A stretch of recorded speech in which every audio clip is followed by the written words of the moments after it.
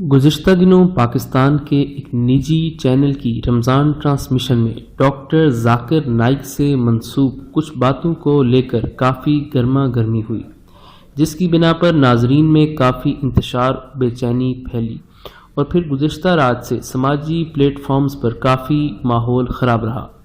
لوگوں میں پھیلتی بے چینی کو دیکھتے ہوئے ڈاکٹر ذاکر نائک نے بذریعہ واٹس ایپ مختصر وضاحتی بیان بنوری میڈیا کو بھجوایا، جس میں انہوں نے کہا کہ میں نے نعوذ باللہ کبھی حضرت صلی اللہ علیہ وسلم کو مردہ نہیں کہا، یہ بات مجھ سے غلط منسوب کی گئی ہے۔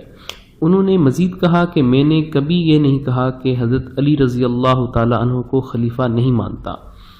ان کا کہنا تھا کہ میں مانتا ہوں کہ میری اردو ٹھیک نہیں، مگر نجی چینل کے اینکر کی جانب سے مجھ سے منسوب باتیں جھوٹ کا پلندہ ہیں۔ یاد رہے کہ کچھ دن قبل بولڈ ٹی وی کی رمضان ٹرانسمیشن کے دوران پروگرام کے میزبان عامر لیاقت حسین اور مہمان اسکالر مولانا کوکب نورانی کی جانب سے ڈاکٹر ذاکر نائک کے متعلق نازیبا گفتگو اور الزامات لگائے گئے، جس کے بعد لوگوں میں بے چینی پائی جا رہی تھی۔ اس موقع پر پیمرا نے بروقت اقدام کرتے ہوئے عامر لیاقت پر مذہبی منافرت پھیلانے پر پابندی عائد کر دی۔ ویڈیو کے نیچے سبسکرائب کے بٹن پہ کلک کریں، بیل کے آئیکن پہ کلک کیجئے تاکہ ہر نئی ویڈیو کی نوٹیفیکیشن آپ کو مل جائے۔